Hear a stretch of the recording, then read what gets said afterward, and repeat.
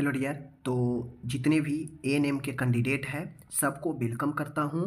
आप लोग को पता है कि आपका फॉर्म फिल भी कंप्लीट हो चुका है। अब प्रोसेस आपके एग्ज़ाम के होंगे। तो आप सभी जितने भी मेरे डियर हो यूपीएसएससी एएनएम 572 के लिए अप्लाई किए हो आप लोग, तो आप सभी के निरंतर तैयारी कराया जा रहा है और अभी तक 46 वीडियो तक आपका आ चुका है। ठीक है, आज मैं 47 नंबर का वीडियो यहाँ पे आप सभी के लिए लेकर आया हूँ और आज मैं ओनली 20 क्वेश्चन आप सभी को लेकर यहाँ पे देखेंगे और यह जवाब आपको देना है। 20 टॉप लेवल का क्वेश्चन है, आपको जवाब देना है कि इन 20 प्रश्न में से आप कितना का जवाब दे रहे हैं। बिल्कुल नए प्रश्न होगा। 20 में से अगर आप यहाँ पे 12 प्रश्न भी जवाब अगर आप सही दे रहे हैं, हमारे आंसर देने से पहले अगर आप सही जवाब मन में सोच ले रहे हैं, 12 से 13 भी अगर सही करते हैं 20 में से, मतलब आप बहुत अच्छे कैंडिडेट हैं। ठीक है, क्योंकि यहाँ पे जो भी क्वेश्चन है वह सिलेक्टिव क्वेश्चन लेकर आए हैं। अगर 20 में से 12 का जवाब दे रहे हैं मतलब आपकी तैयारी काफ़ी खूबसूरत है। तो चलिए, निरंतर जब तक एग्ज़ाम नहीं होता है वीडियो कंटिन्यू आपको आते रहेंगे सुबह के समय में। ठीक है, तो आप लोग देखेंगे, शेयर करेंगे और जितना मुझसे होगा प्रयास करेंगे। ठीक है, तो चलिए आप लोग देखेंगे और यहाँ पे शेयर करेंगे। ओके, चलिए शुरू करते हैं। पहला प्रश्न यहाँ पे है। प्रश्न ये कह रहा है, स्तन शोथ यानी मैस्टाइटिस के लिए सामान्य तौर पे कौन सा जीव जिम्मेदार है? 4 ऑप्शन दिए गए हैं। स्ट्रेप्टोकोकस है, ठीक है, स्टेफाइलोकोकस ऑरियस है, मेनिगोकोकस है और न्यूमोकोकस है। 4 ऑप्शन दिए गए हैं। इन 4 ऑप्शन में आप लोग नाम सुने होंगे, स्ट्रेप्टोकोकस का भी, स्टेफाइलोकोकस ऑरियस का भी, मेनिगोकोकस का भी और न्यूमोकोकस का भी। 4 ऑप्शन है। इनमें से राइट ए बताना है कि मास्टाइटिस के लिए, स्तन शोथ के लिए कौन सा जिम्मेदार है, यानी किनके द्वारा होता है। ठीक है, 4 ऑप्शन है, आप लोग बताइए, कमेंट कीजिए। तब तक मैं इसका राइट आंसर बताता हूँ। राइट आंसर इसका जो होगा स्टेफाइलोकोकस ऑरियस होगा राइट आंसर। ओके, आगे बढ़ता हूँ। दूसरा प्रश्न आपके सामने है, कहता है फिल्मासिया एल्वाडोलेंस, फिल्मासिया एल्वाडोलेंस कहाँ पे मिलता है? ठीक है, कहाँ पे मिलता है? अस्तर अवरोधक, डीप सिरा थ्रोम्बोसिस, पेल्विक थ्रोम्बोफ्लेबलाइटिस और पल्मोनरी एम्बोलिज्म। तो जो फिल्मासिया एल्वाडोलेंस है यह आपको पेल्विक थ्रोम्बोफ्लाइटिस में मिलता है। ठीक है, तो ऑप्शन नंबर सी राइट होगा। इसमें होता यह है, ये जो आप देख रहे हैं पेल्विक थ्रोम्बोलाइटिस जो होता है, यह नस दबने के कारण पेल्विक में जो है आपको प्रॉब्लम आता है। ओके, तो ये चीज़ों को ध्यान में रखना है। नेक्स्ट है, तीसरा क्वेश्चन है, एक बांझपन यानी नूली परा एक महिला है जो कभी बच्चे को जन्म नहीं दी है, तो ऐसे में उसके लिए गर्भ निरोधक की मुख्य विधि क्या हो सकती है? विधि पूछ रहा है, मेथड पूछ रहा है। अवरोधक विधि, लयबद्ध विधि यानी रीदी मेथड, गर्भ निरोधक का साधन या मिश्रित मौखिक गोलियां। तो मैं बता दूं, विधि पूछ रहा है तो ऐसे में हमें जो है मिक्स्ड ओरल जो पिल्स होता है, मुखीय गोलियां, वो जो है इसका राइट आंसर होगा। ओके, आगे बढ़ते हैं। चौथा है, यहाँ पे बहुत खूबसूरत क्वेश्चन है, कहता है ब्रेस्ट मिल्क में होता है सिवाय, सिवाय जहाँ भी आ जाएगा समझ जाइएगा। 4 ऑप्शन है, तो एक को छोड़कर, ठीक है, एक को छोड़कर, यानी एक को छोड़कर सिवाय ब्रेस्ट मिल्क में होता है। तो मैं बता दूं ब्रेस्ट मिल्क में कौन जो है होता है, कौन नहीं होता है। ऑप्शन ए है प्रोटीन, इम्यूनोग्लोबिन, पानी, आयरन या लोहा। तो आपको कमेंट करके बताना है कि ब्रेस्ट मिल्क में क्या होता है, क्या नहीं होता है। ठीक है, तो 4 ऑप्शन है, एक क्वेश्चन हल हुआ है, आप लोग कमेंट करके बताइए इसका राइट आंसर क्या होगा। इसका राइट आंसर मैं नहीं बताने वाला। ओके, 5 नंबर है, मेनोरेजिया का सबसे मुख्य परीक्षण क्या है? मेनोरेजिया, मेनोरेजिया क्या होता है पढ़ा चुका हूँ। जो लोग डिटेल से मेरा क्लास देख रहे हैं नर्सिंग ज्ञान पर, उनको पता होगा मेनोरेजिया क्या होता है। ओके, तो मेनोरेजिया का यहाँ पे डायग्नोसिस पूछ रहा है। सबसे मेन डायग्नोसिस क्या होगा? अल्ट्रासाउंड होगा, पेप एस्मीयर होगा, पीपली सैंपलिंग होगा या हिस्टेरोस्कोपी होगा। मैं बता दूं मेनोरेजिया के लिए जो मेन डायग्नोसिस होता है आपको अल्ट्रासाउंड भी होता है, ठीक है, और पीपली सैंपलिंग भी होता है, समझ गए।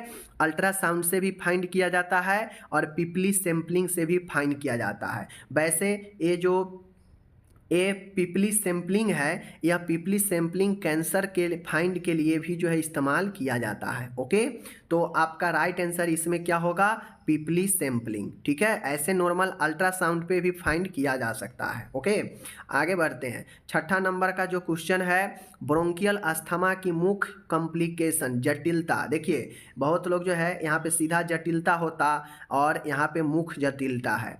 मेन कॉम्प्लिकेशन है ब्रोंकियल अस्थमा का, एक हाइपोएक्सेमिया है, एक एटलीकटेसिस है, एटलीकटेसिस, ओके, हाइपोक्सिया। यहाँ पे हाइपोक्सेमिया नहीं होगा, हाइपोक्सिया होगा। क्या होगा, हाइपोक्सिया, ठीक है, हाइपोक्सिया, ऊतकों में ऑक्सीजन का कमी होना। ओके, और एक है रिस्पायरेटरी फेलुअर। अब यहाँ पे मैं बता दूं कि ब्रोंकियल अस्थमा का जो मुख्य जटिलता होता है वो होता है रिस्पायरेटरी फेलुअर भी, हाइपोक्सिया भी होगा और हाइपोएक्सेमिया होगा। क्योंकि ब्रोंकियल अस्थमा में श्वसन कष्ट होता है, सांस जो है व्यक्ति को लेने में परेशानी होता है।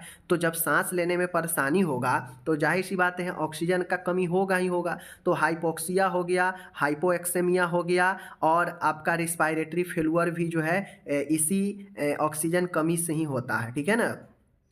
तो मैं बता दूं मेन जटिलता पूछ रहा है तो यह एटलीकटेसिस होगा। क्या होगा, एटलीकटेसिस होगा। अगर ए ऑप्शन में नहीं होता तो हम लोग रिस्पायरेटरी फेलुअर मारते, ठीक है। रिस्पायरेटरी फेलुअर भी एक ज़बरदस्त जो है जटिलता है ब्रोंकियल अस्थमा का, ठीक है। आगे बढ़ते हैं। सातवां नंबर का क्वेश्चन है, अपन यहाँ पे देख सकते हैं, इनमें से सभी इनहेल कॉर्टिकोस्टेरॉइड का उपयोग ब्रोंकियल अस्थमा में नहीं किया जाता है। इनमें से पूछ रहा है कि इनहेल कॉर्टिकोस्टेरॉइड का उपयोग ब्रोंकियल अस्थमा में नहीं किया जाता है। इनहेल के मतलब होता है श्वसन के जरिए, ठीक है। और कॉर्टिकोस्टेरॉइड क्या है, यह एक प्रकार का स्टेरॉइड दवा होता है जो ब्रोंकियल अस्थमा में जो है दिया जाता है। बट पूछ रहा है कि इनमें से वह कौन सा जो दवा है उसको हम जो है इनहेल का, यहाँ पे देख लीजिए, इनमें से सभी इनहेल कॉर्टिकोस्टेरॉइड का उपयोग ब्रोंकियल अस्थमा में नहीं किया जाता है। इनमें से सभी सिवाय किसके, सिवाय, यहाँ पे सिवाय जो है लगा रहेगा, सिवाय छूट चुका है, सिवाय एक को छोड़कर सभी का उपयोग जो है आपके इनहेल के द्वारा श्वसन के जरिए नहीं किया जाता है। तो मैं बता दूं बेक्लामेथासोन, ठीक है, ब्यूडेसोनाइड और फ्लूटोक्सोन और डेक्सामेथासोन, तो ये चारों दवा का तो इस्तेमाल किया जाता है। बट इनहेल के जरिए सिर्फ और सिर्फ जो है बूडेसोनाइड जो है ये आपका राइट आंसर होगा, ठीक है। बाकी का इनहेल के जरिए ये सब का इस्तेमाल नहीं किया जाता है। ओके, आठवां क्वेश्चन है, एक 3 वर्ष के बच्चे में हेपेटाइटिस बी का सामान्य कारण क्या है। एक बच्चा है, 3 वर्ष के बच्चा है, उसमें हेपेटाइटिस बी का सामान्य कारण क्या है। पिन प्रिक है, सलाइवा एक्सचेंज है, पेरीनेटल है, ब्लड ट्रांसफ्यूजन है। तो मैं बता दूं कि एक 3 वर्ष के बच्चे हैं तो हेपेटाइटिस बी का जो सामान्य कारण होगा वह पेरीनेटल होगा, ठीक है। जो जन्म के समय जो होता है पेरीनेटल, उस समय यह समस्या जो है व्यक्ति में, बच्चे में हो ट्रांसफ़र हो सकता है, क्योंकि उस समय बहुत ज़्यादा इन्फेक्शन का खतरा रहता है, समझ गए। तो आपका ऑप्शन सी राइट होगा। आगे बढ़ते हैं। बाकी मैं बता दूँ पिन प्रिक भी कारण बन सकता है, सलाइवा एक्सचेंज भी कारण बन सकता है, ब्लड ट्रांसफ्यूजन भी कारण बन सकता है। ओके, आगे बढ़ता हूँ। नेक्स्ट है 9वां नंबर का क्वेश्चन है, यहाँ पे देख सकते हैं, ब्रेक बोन फीवर यानी हड्डी तोड़ बुखार आमतौर पर किस नाम से भी जाना जाता है। मलेरिया से, डेंगू से, कालाजार से, क्यू फीवर से, ठीक है। तो मैं बता दूं ब्रेक बोन जो होता है वह डेंगू होता है, हड्डी तोड़ बुखार। ओके, आगे बढ़ता हूं। 10वां नंबर का क्वेश्चन और अच्छा क्वेश्चन है, बच्चों में ओटाइटिस मीडिया का कारण क्या होता है। बच्चों में जो ओटाइटिस मीडिया जो मध्य कान का संक्रमण होता है यह कौन सा कारण से होता है। स्ट्रेप्टोकोकस न्यूमोनियाई हीमोफिलस इन्फ्लुएंजा और ई कोली और ए और बी दोनों। तो बच्चों में ओटाइटिस मीडिया चूँकि यह एक इन्फेक्शन होता है तो यह आपको स्ट्रेप्टोकोकस न्यूमोनियाई और हीमोफिलस इन्फ्लुएंजा ये दोनों से ऑप्शन डी राइट होगा। ओके, आगे बढ़ते हैं। 11 नंबर का क्वेश्चन है, नॉन इसेंशियल एमिनो एसिड के बारे में क्या सत्य है। देखिए, जो नॉन इसेंशियल एमिनो एसिड है वह उसके बारे में पूछ रहा है कि ट्रू सेंटेंस क्या है। आपके एग्जाम में इसी प्रकार से सत्य वाला कथन वाला क्वेश्चन पूछे जा सकते हैं। तो नॉन इसेंशियल यानी अनावश्यक एमिनो अम्ल के बारे में क्या सत्य है, ठीक है ना। प्रोटीन ऊतक में नहीं दिखते हैं, शरीर में संश्लेषित होते हैं, शरीर चयापचय की कोई भूमिका नहीं है, एक एरोमेटिक रिंग संरचना है, ठीक है। तो जो नॉन इसेंशियल अनावश्यक एमिनो अम्ल है इसके बारे में सत्य ये है कि यह शरीर में जो है संश्लेषित होता है, शरीर में यह बन सकता है। बाकी जो आवश्यक जो इसेंशियल होता है वह हम भोजन वोजन के द्वारा लेते हैं, वो हमारा बॉडी प्रोड्यूस नहीं कर पाता है। ओके, आगे बढ़ते हैं। 12 है, 12 क्वेश्चन बहुत अच्छा है आपके लिए। सुक्रोज में क्या होता है, ग्लूकोज प्लस ग्लूकोज होता है, ये बात सही है क्या। ग्लूकोज प्लस फ्रुक्टोज होता है, ग्लूकोज प्लस ग्लैक्टोज होता है, ग्लूकोज प्लस मैनोज होता है। क्या इसमें होता है सुक्रोज में, ठीक है। सुक्रोज में क्या होता है, तो सुक्रोज जो होता है यह ग्लूकोज और फ्रुक्टोज से मिलकर बनता है, ग्लूकोज और फ्रुक्टोज से मिलकर बनता है। अपन हो गया। 13 नंबर का क्वेश्चन है और अच्छे से आप लोग देख सकते हो, माल्टोज के हाइड्रोलाइसिस से क्या बनता है। माल्टोज जो होता है उसके हाइड्रोलाइसिस से क्या बनता है। केवल ग्लूकोज बनता है, ग्लूकोज और फ्रुक्टोज बनता है, ग्लूकोज एंड ग्लैक्टोज बनता है, ग्लूकोज एंड मैनोज बनता है। तो जब माल्टोज को हाइड्रोलाइसिस किया जाता है तो माल्टोज के हाइड्रोलाइसिस से आपके 2D जो है ग्लूकोज बनता है, ठीक है।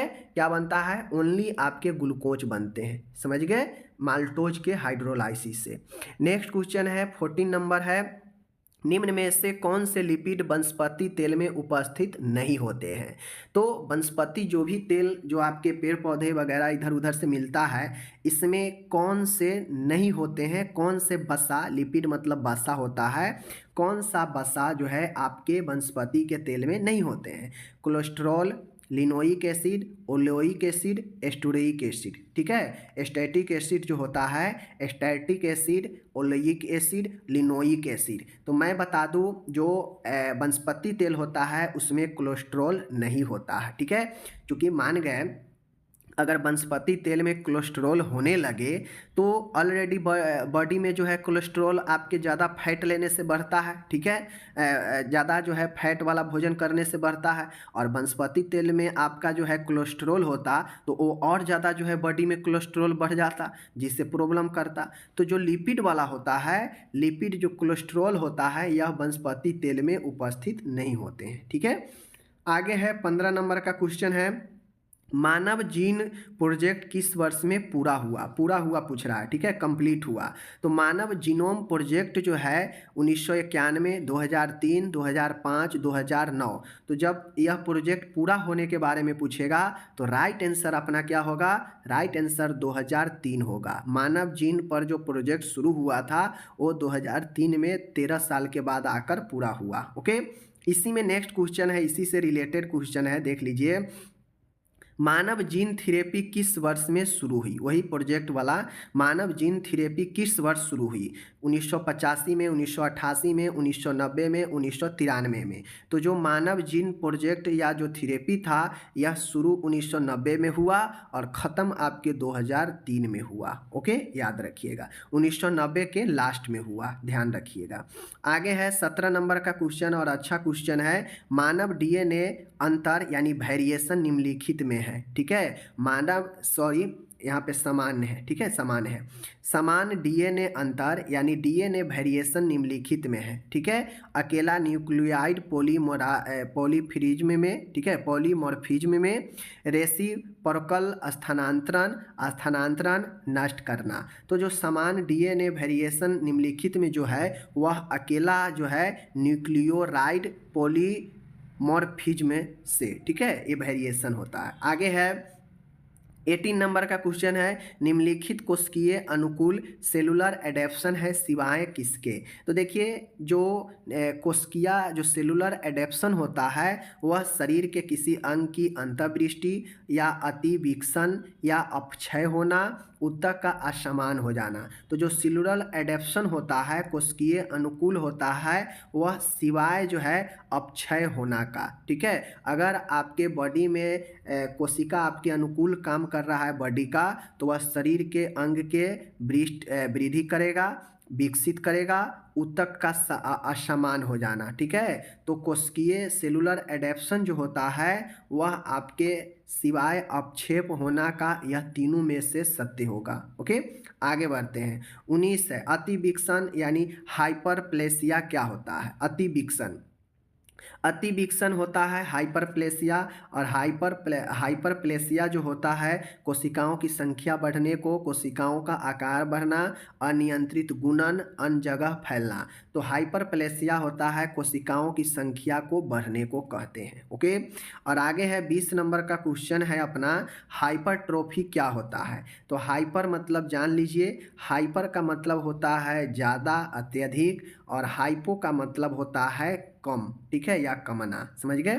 तो हाइपरट्रॉफी का मतलब होता है कोशिकाओं की संख्या बढ़ना, कोशिकाओं का आकार बढ़ना, अनियंत्रित गुण होना और अन्य जगह फैलना। तो हाइपरट्रॉफी में होता यह है कि आकार जो है बढ़ जाता है, वृद्धि हो जाता है, तो उसी को हाइपरट्रॉफी कहते हैं। ठीक है, तो इस प्रकार से आज मेरा 20 क्वेश्चन यहाँ पे समाप्त होता है। तो यहाँ पे क्वेश्चन हो गया समाप्त। आप सभी जितने भी यूपी के आप लोग स्टूडेंट हो, एएनएम के कैंडिडेट हो, तो मैं आप सभी डियर को बताना चाहता हूँ कि आप लोग ईमानदारी से बताइए कि आप इस 20 में कितना सही कर पाए हैं। आप 13-14 अगर सही कर पाए हैं तो आप बहुत अच्छे कैंडिडेट हो, आपका तैयारी अच्छे लेवल में है और आपको जॉब होगा। ठीक है, दूसरी चीज़ें मैं बता दूं, आप लोग कंटिन्यू वॉच करो। आज 47 नंबर का क्वेश्चन है। अगर डेली वॉच करोगे तो अगर समझ लो कि अगर 100 क्वेश्चन अगर 100 वीडियो अगर हो गया तो आपको मैं कितना सारा क्वेश्चन पढ़ा दिया रहूँगा 100 वीडियो कंप्लीट होने तक। ठीक है, तो आपका एग्ज़ाम जब भी होगा मैं आपको ज़रूर बताऊंगा और आपको मैं बहुत अच्छे ढंग से बहुत सारे एमसीक्यू का प्रैक्टिस करवाने वाला हूं आपको एग्ज़ाम होने तक। तो बेस्ट ऑफ लक, आप लोग अच्छे से तैयारी कीजिए। थ्योरी पर थोड़ा ज़्यादा फोकस करिएगा। मैं बार बार कहता हूं, थ्योरी पर आप लोग ज़्यादा फोकस करेंगे तो बेहतर रिजल्ट कर पाएंगे आप अपने एग्ज़ाम में। ओके, मिलते हैं अगले वीडियो में। धन्यवाद।